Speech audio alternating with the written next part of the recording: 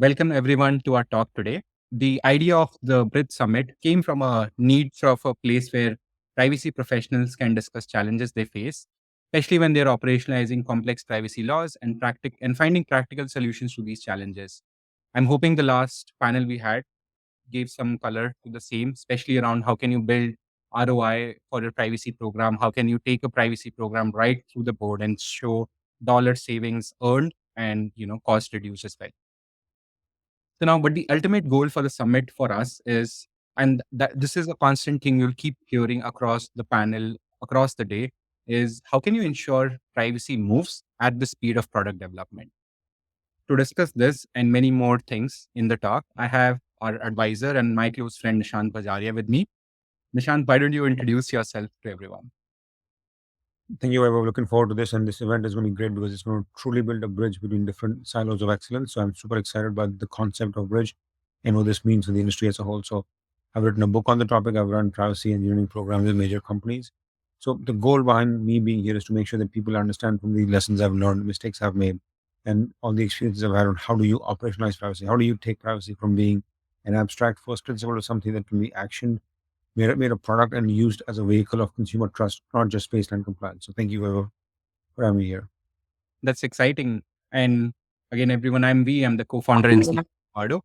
And with that, let's kickstart the talk. So, over the last 12 months, as we were reflecting on all the conversations we've had with some of the people who are on the panel, privacy leaders, meeting them on IAPP events, dinners, we also have a Slack community. There was this one constant theme or one constant question that came in a lot of discussions, something that everyone was thinking about constant. And the question was, how can one ensure privacy compliance without slowing down product innovation? Especially at this juncture when there is a huge technology shift. There is generative AI, there's responsible AI. We have a talk on that and large language model coming in, and everyone is talking about how can they move on and they have better efficiency when engineers are writing code. How can they release even faster? In this juncture, in with this new technology, as a privacy leader, as someone who's building a program, how can you ensure you have compliance, but you're not slowing down this new innovation? How can you move fast with privacy? So, Nishant, I would love to know from your perspective, you've been in the industry for some time. How has privacy evolved and why has this question become so important now? Yeah, it has become important because first, if you look back at the last 5, 6, 7 years, privacy professionals, both on the legal side and the engineering side, often have this hair on fire mentality. Where it's like, oh my goodness, we got to get this done for compliance. If you do this, if you don't do X, the world will burn down. If you don't do Z, you'll be fine. There has been this constant aspect of fear and panic for the last 6 years. I think a lot of the non-privacy folks at the company have gotten a little tired of. Like privacy has become in a lot of minds a de facto business disabler. Like you have to do this, otherwise privacy burns down. And it's almost like you can either grow as a company or do privacy. Right? And I think that's a false equivalence.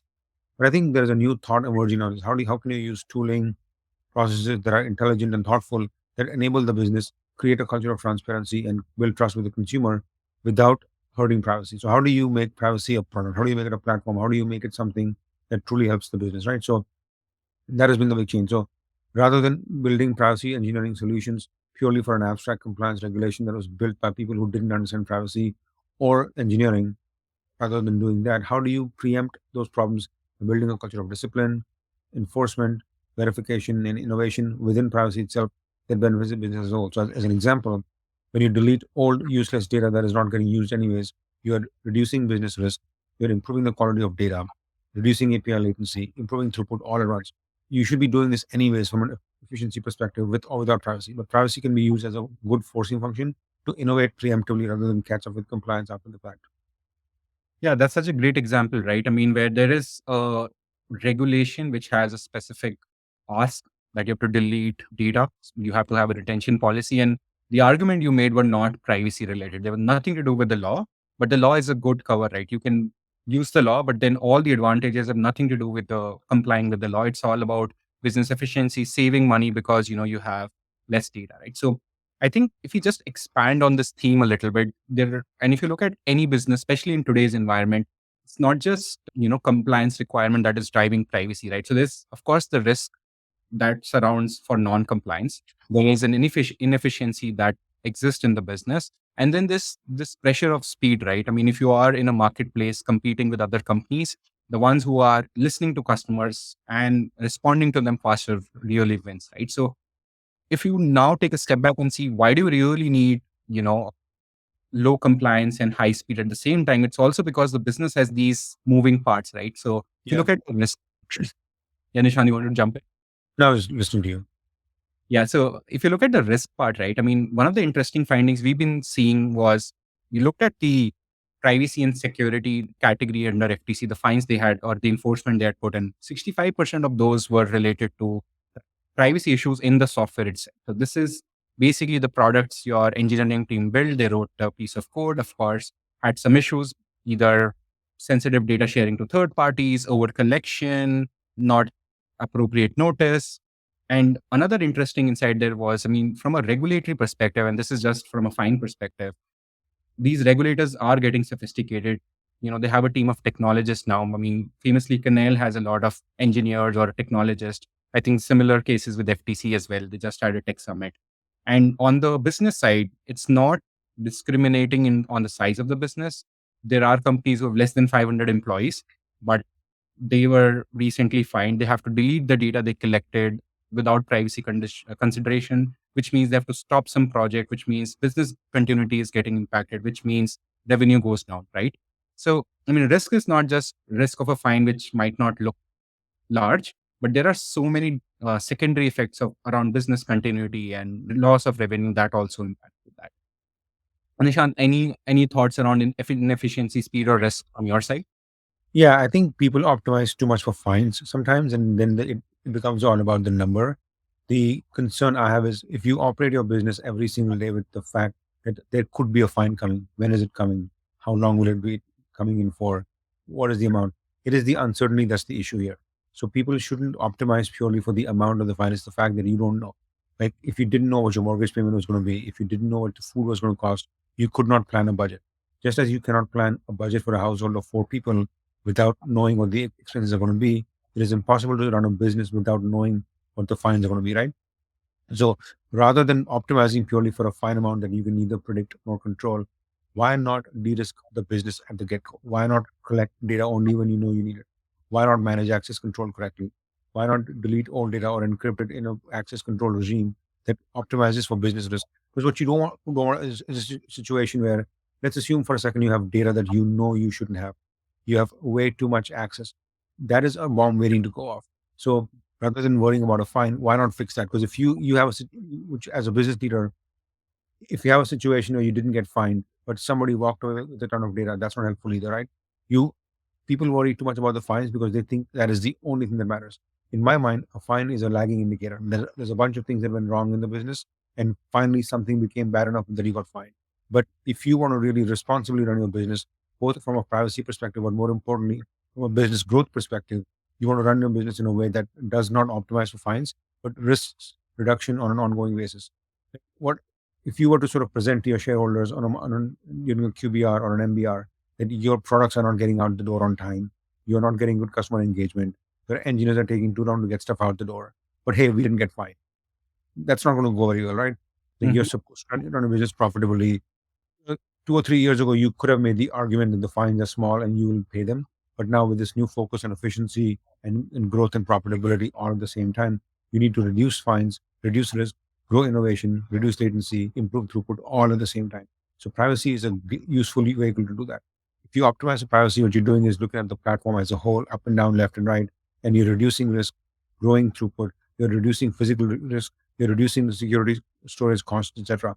If you have way too much data, you're paying to store the data on GCP or AWS, right?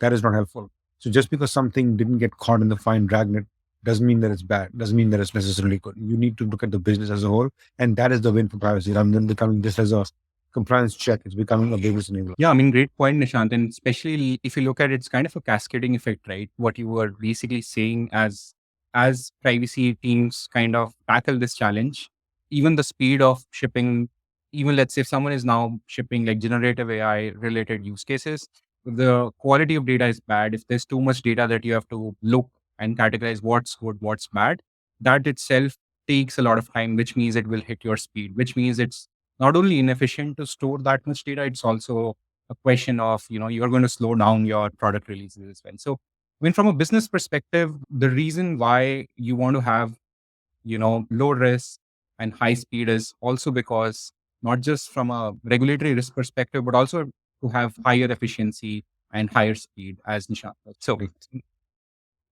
And I feel like I think this is one of the things that's a challenge for a lot of companies because for the last 10, 15 years, we have told engineers, own your silo, use your bespoke CI/CD process, collect mhm, what you need, and have everything that is customized for your growth. And that means the engineers are incentivized for growth, growth, growth, without worrying about the upstream dependencies and downstream outcomes. So privacy is about making sure that people understand the platform as a whole. We have trained a whole bunch of engineers who are very good at what they do, but very bad at understanding what somebody else needs. So when you look at risk, inefficiency, and speed, it's about essentially building not just better privacy, but better engineering. Remember, the title is privacy engineering. It's not just privacy, not just engineering. It's about. yep.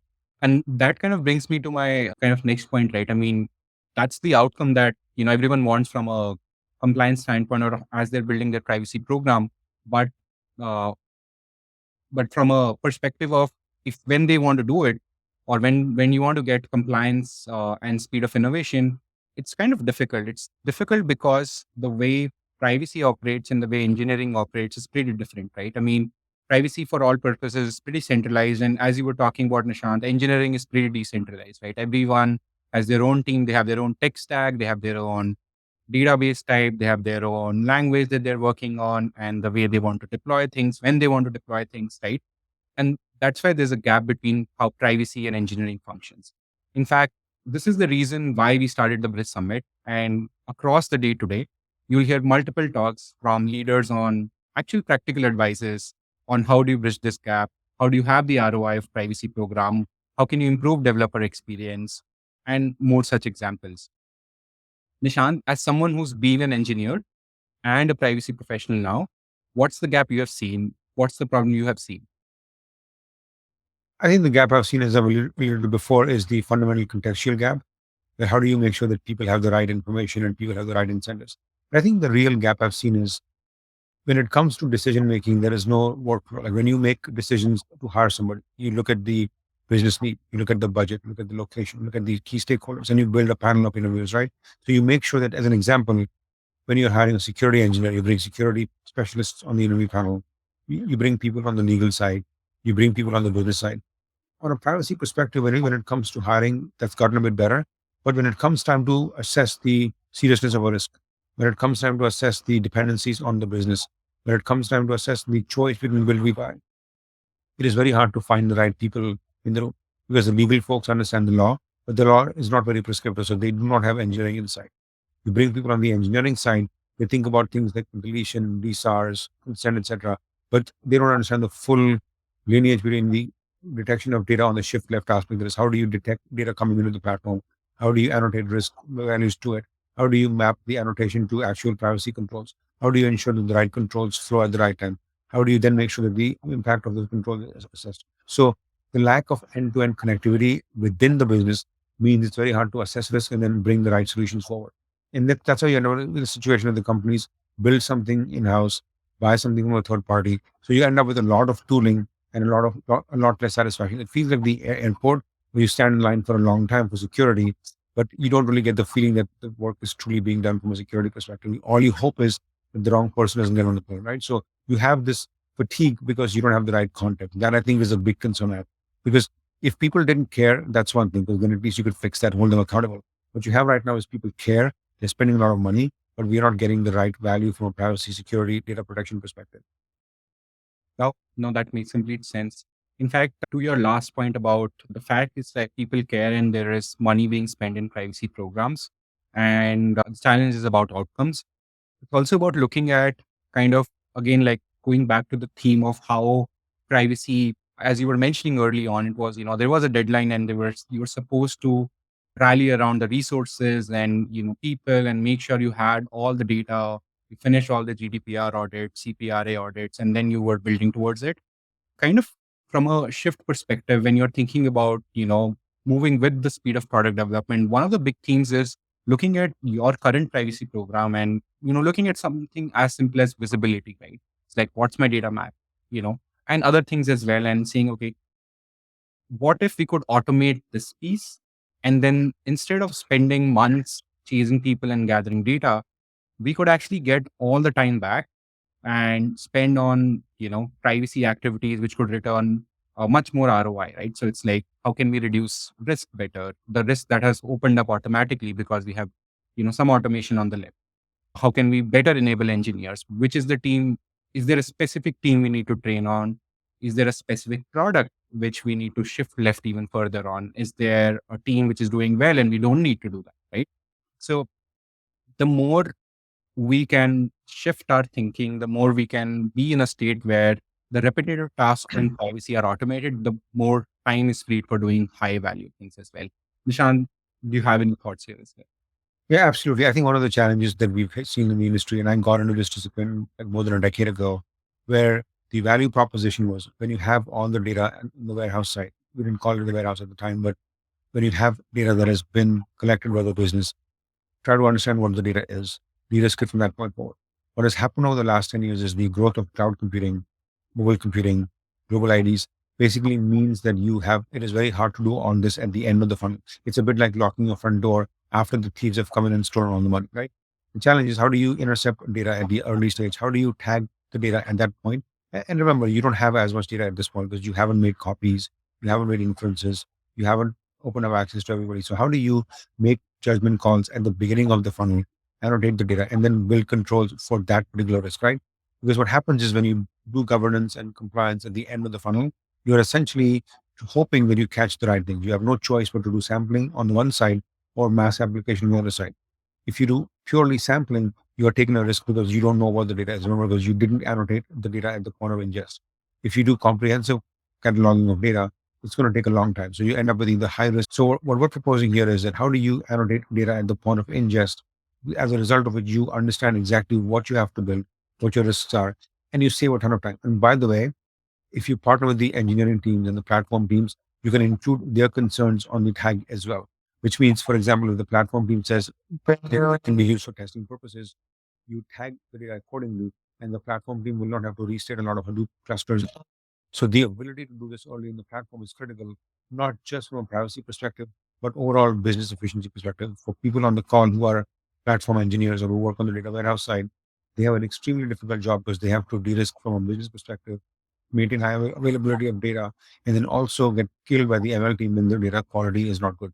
So there is overlap between the privacy concern and the business concern here. So I think having that understood early on from the perspective of how do you automate this would be awesome because privacy is not just a legal concept; it's an automation-driven product concept from an engineering perspective. Perfect. And I mean, just to extend the concept, right? Again, the things that you can think of your privacy program, kind of the big pillars that you can think on arranging your privacy program in this new way of thinking or new way of doing. I mean, of course, everything starts from visibility, right? That's what kind of Nishant was also hinting about. You cannot, I mean, think of buying a house without knowing what the interest rate or the mortgage is going to be. Right? So, of course, visibility, that's where most of the focus has always been, what's my data map? How's the data coming in? Where is it going? Governance, of course, governing it better. Nishant, what would you say enablement is when people are thinking about their privacy program? What are they enabling? So when you often talk to engineers or PMs about why something is being done, they talk about their metric, they talk about their stack. But it is extremely critical from a privacy perspective, for that matter, a security perspective as well, to speak the language of the business. For example, if you don't encrypt this data, what happens? You will have to either delete it because it's being used by too many people, or an external bad actor might come and steal the data. So being able to contextualize the risk is extremely critical because visibility is great because it tells you what your risk is. Governance is great because you are building solutions for it. But at some point, you'll have to bring the company with you. So how do you ensure that you are running the business the right reason? Like just as an example, if you run a streaming business like a content streaming business like Netflix or Amazon Prime or whatever, you have to ensure that you collect IP addresses both for location verification purposes and to tailor your content, right? But if you collect IP address before consent, you need to either get consent for that after the fact once the user logs in or delete that IP address. But if you don't know which IP was pre or post consent, it is very hard to do that. So you are asking the business in this example to tag the data as IP address, 5 decimal points, pre consent, right? Because you want the right team to use the data correctly. You want the login team to use that data for customizing content. You want to use the subscription team to ensure that they can check for DDoS attacks in the event. But I think it is extremely critical to ensure that the data is collected for the right reason, but used for the right people. Because what happens is a lot of people, when they get privacy aggressive, really go big on visibility, go big on governance, but they don't explain the business value proposition. Because remember, when you do privacy right, you're reducing the likelihood of fines. But it's very hard to get credit for something bad that didn't happen. That's just the fact of life. You give people a lot of credit when they jump on a call to fix an urgent situation. But the people who prevent that call from having to take place in the first place never get credit. So it is extremely critical to bring the business along because the business needs to understand what you provided. And the reason behind that is when that same business leader launches their next product, will coach and train their engineers accordingly. This is not just about fixing for compliance. It's about making the business efficient and it's about making the engineers proficient because you have to build a better generation of engineers and privacy consumers to make sure that the discipline does not suffer. Yeah, I mean, one of the analogies that I really like was, enablement is like visibility is to go in and, immediately improve the privacy program so you know the risk better. Governance is continuously, looking for things that could go bad. And enablement is like a long-term cultural change in the company where privacy is almost become a service. Whenever an engineer starts building a new product, a new feature, privacy is available as a service that is available when they are building it, where they're building it. And, they just use it like, a seat belt in a car. I think that's an analogy you had given Nishant long back. So enablement is making privacy like a seat belt in a car. And, you don't think about it. Whenever you start driving, you just put it and it's there to protect. Absolutely. Yep. And then if you want to like spend some more time into like the visibility aspects, right? I mean, Yeah. of course, there's been some time here, but I mean, still we have to rely either on, people telling what they're doing with data or point by point integration, which takes a lot of time as well, right? So what do you think are some of the things on each of these pillars that people can mature in their privacy program, Nishant? I think one thing that can really help here is to make sure that you think about customers.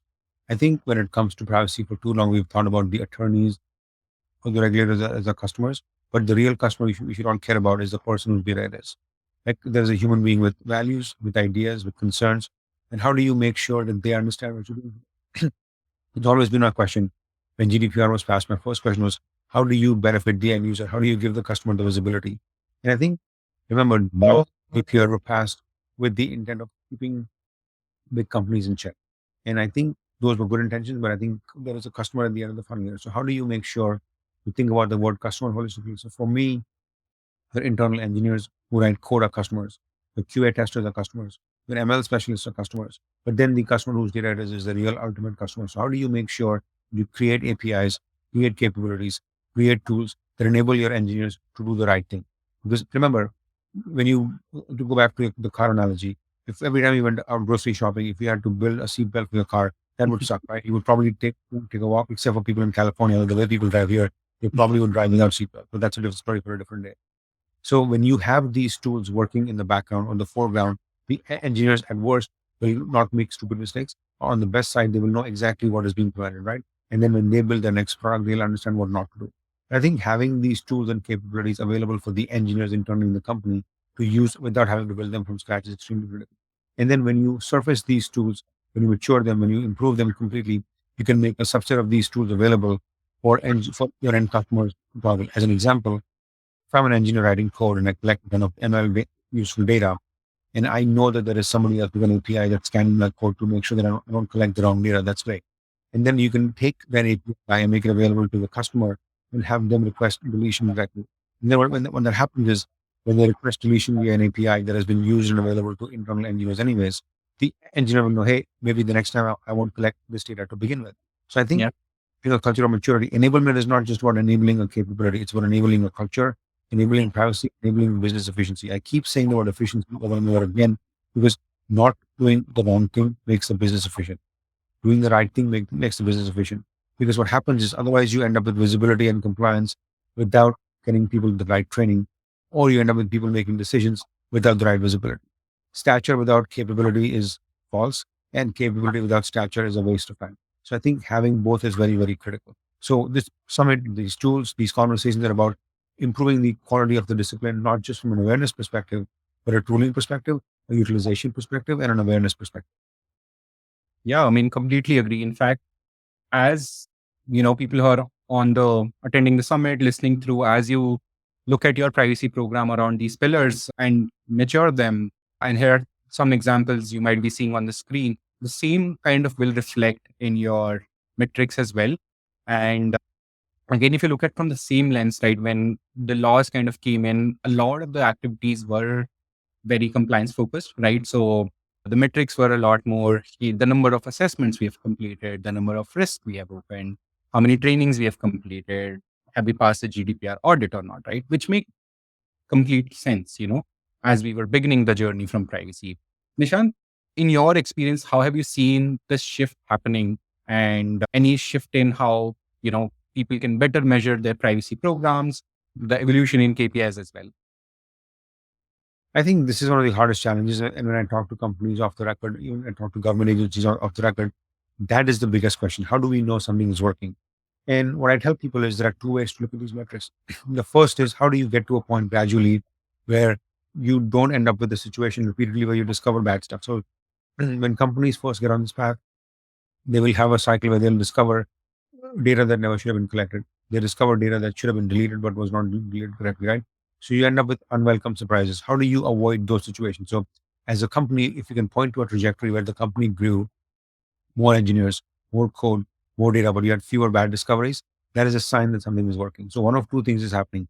Either your company is slowing down economically, which is a bad thing, but that's a good thing to find out, or you are taking on less risk even though the business is good. So when you build a culture of maturity, code scanning happening continuously, tools working in the background, engineers getting privacy reviews done by privacy specialists on the engineering side before it's too late in the process and the design today. When you have those investments being made continuously, and as a result of which you have fewer bad discoveries, that is a good sign. But then you will see other metrics, privacy reviews getting done faster, fewer number of DSAR requests coming in, less deletion coming in, fewer customer drop-offs. You end up with situations where you have less cart abandonment when people are about to make transactions happen, right? So when you see those kinds of metrics, it's important as well. But what happens is there is always going to be a lag. So you're going to see the first kind of metric first, which is essentially fewer discoveries of problems. Those metrics will become available first, right? And then the overall business will respond to that. And then you will see the business metrics that is faster reviews, etc. So I think people need to know exactly what metrics to expect because sometimes people wait for a metric to show up right away. And what happens is when it comes to immediate metric fulfillment, that only happens for individual products with their individual silos. Remember, privacy is cross-cutting from the edge ingest API to the warehouse to third parties. You have to improve things across the board before privacy can improve, right? So don't wait for the wrong metrics, wait for the right metrics. And remember, if you don't see those first metrics improve, that means you're a problem. And then you won't see the second kind of metrics. So I think having that right expectation is very critical. And this is why you have a summit like this one, where you create the same level of baseline facts for folks on the legal side, on the engineering side, on the security side, the compliance side, etc. Everybody needs to understand a shared baseline. The days when the attorneys could only care about the law and not the engineering, and the engineers only care about the code and not the law are gone. Like everybody needs to be a more engineer. Yeah, no, and that makes a lot of sense, right? So, I mean, what you said was, of course, you start at the place where you start to get data, which is more around, hey, how much scanning did we did? Is that shrinking? But over time, you see efficiency metrics across the business, right? Right from the place where you're ingesting data, which is like a mobile app or a website or, like a credit card that people are swiping, all the way to the data which is going out from your business to third parties and probably even government, right? And I would say that this shift in thinking about metrics, you can also look at it from a ROI perspective in terms of the three pillars that we were talking about: visibility, governance, and enablement, right? So, I mean, from a visibility perspective, if your program is matured, you should ideally save your engineering hours that you might have to spend manually, either interviewing them, sending them assessments, or even like making them do integrations to catalog the data, right? So the earlier you're tagging. I mean, Nishant can talk a little bit more about that, but the earlier you are in the funnel, the less integrations you need to do, which means you have better coverage right across as the data grows, right? So that's one possibility. On the governance side, of course, as you make it more programmatic, automatic, you have, instead of scaling up the number of assessments on just the design stage, if you add more checks which are more automated, you still get low risk, without increasing the bloat in number of assessments. So you can reduce assessments, save everyone's time, and then spend most of the time where there are more risky things. And finally, enablement, of course, like making privacy self-serve for the engineers, using generative AI to even generate documents which are more privacy artifacts for engineers on your behalf, right? And making it overall a service, right? So, and that's something you can expect from a ROI perspective for your enablement functions, right? Nishant, as you were chatting through this, you had also given a very nice analogy of immediate saving, medium term saving, and long term saving. What's your view on that? I think when it comes to savings, for me, it's about making sure that stuff can get shipped faster. I Mhm. think what you're going about is when you have engineering hours. Right now, there's a lot of debate going on in corporate America, all over the world, in fact, around RTO. So ROI is one thing, but I'm caring about RTO a lot more. Come back to the office. How many diffs are you shipping, right? So engineering productivity is being measured in terms of where are you working and how many diffs are you shipping. Now, you can debate all day long whether that's a good way to measure productivity or not. But the fact of the matter is, a lot of companies care about that. So when you make changes or when you build stuff that improves engineering throughput, you are essentially helping the company. Because right now there is a debate going on as to how many, like what Elon Musk did at Twitter is, he basically said to the world, you can fire 80% of the company and the service will still remain. I don't believe in the veracity of that argument, but engineers are under pressure like never before to prove that they're being productive. So as a result of which, when you make the argument that engineers need better data, they need better code, it is extremely critical to have the ROI be there for them. So these tools are about making engineers more productive, making their stuff more useful. You can go to the market faster, and if they have to ship stuff out again and again, those controls will benefit them. So this is not a one-time deal, and this is the big shift from a pure compliance model to innovation model, right? So when you are shipping for compliance, you basically hope that the one day when the assessor comes to your program, you're done. But the ROI here is on a continuous basis for old stuff that is getting improved, for new stuff that is getting launched, mergers and acquisitions. When you have two competing code stacks working with each other, how do you make sure that you de-risk the business? This is about making that happen. It's about making sure that you can keep shipping stuff fast without hurting quality, without hurting privacy. Perfect. And that brings me probably to the next one, which is as you're thinking about it, as you're building privacy as this engineering enabler, as a differentiator program, how do you go about it? Like, of course, one of the big things is about, building a privacy engineering function, but not all companies have that. Even without that function inside the company, how can leaders think about it? How can they go back and start implementing some of it, Nishant? Yeah. To go back to the analogy of buying a house, you would not buy a house without checking the actual inspection, without making sure there's smoke alarms, carbon monoxide alarm, things like that, right? So how do you make sure that you have those checks available? So in this particular visual, I love this visual because it basically ensures that there are on the far left, there are multiple things to check for. So as an example, if you are shipping a product at a company that provides a service to end users, let's say, think of Amazon Prime as an example, right? You have a subscription fee, but now you also have ads, which I'm sure a lot of people love the idea of having ads in the middle of a service they're paying for. But that's a different story for a different day. But when you are an engineer shipping an API for Amazon Prime, you need to check for ad tech capabilities, check for GDPR compliance, you need to check for iOS compatibility, consent, etc. How do you make sure those capabilities are working in the backend? So you can essentially, as a privacy engineer, sorry, as an engineer, get stuff out the door, make sure these APIs get invoked, and you don't have to worry about checks for all of these things individually. And honestly, as an attorney or as an engineer, you want this capability because you do not want this risk on your own pocket. You want somebody else to have the risk. When I present to the board of directors at whatever company I'm working for, I tell them, de-risk this business. Let's build these capabilities. And if something goes wrong, come after me. Don't come after the 50 engineers whose job it is to make the company money, right? So on the far left, these are APIs made available to the engineers. Okay. These are centrally built APIs. So engineers who ship stuff that makes the company money can focus on those things and not have to worry about privacy. And then what happens on the right hand side is you can surface those APIs to your end customer whose job it is to make money for you, right? So you make these APIs available to internal privacy engineers who are essentially your customers, and they will test it for you. So rather than being privacy as a blocker, you're making privacy as a capability, and the internal engineers who ship code for your company and make your company money are your beta testers. And then when things work very well, you can make those available to your end customer as an API to show the customer that you trust them. And one thing I've noticed in my last few jobs is when you build a direct relationship of trust with your customer, they will essentially reward you for it with more engagement, and the sentiment around the company's reputation will improve as well. And what that means is the regulators whose job it is to hold companies accountable may not come after you, because remember, the regulators are, their job is to reflect public sentiment. And what that means is if they see the customers don't trust you, they will come after you. So if you essentially build trust with your customers directly, the regulators have less reason to come after you. So it's about build privacy centrally, make APIs available to your internal engineers, test them for completeness and correctness, make them available to your end customers for visibility, trust, and transparency. It's about teach, train, and trust. Perfect. And that brings us to the end of our talk today. And again, thanks everyone for joining in. There are a bunch of questions. We only have a couple of minutes left. But and I'm going to ask only one question. Any question that didn't get answered, there is an AMA with Nishant that anyone can join and ask questions.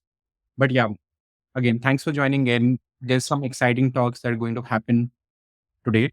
Starting on, really excited about the next talk just after this, which is how can you build a technical privacy program?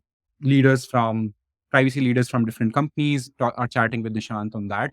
Followed by, if you are a company which is thinking about LLM, generative AI, how do you do it responsibly? And then we have the AMA with Nishant. And also the next one is Deborah showing you or talking through how you can champion privacy engineering and awareness in your organization. We also have some talks around winning customer trust with the privacy center. So that's the API part Nishant was showing, feeding into the right, nice dashboard for your users. And then finally, stories from the trenches on privacy engineering, successes, pitfalls, real life examples, all of that nice stuff. So I hope you've been enjoying all the talks so far and you'll stick around and learn more.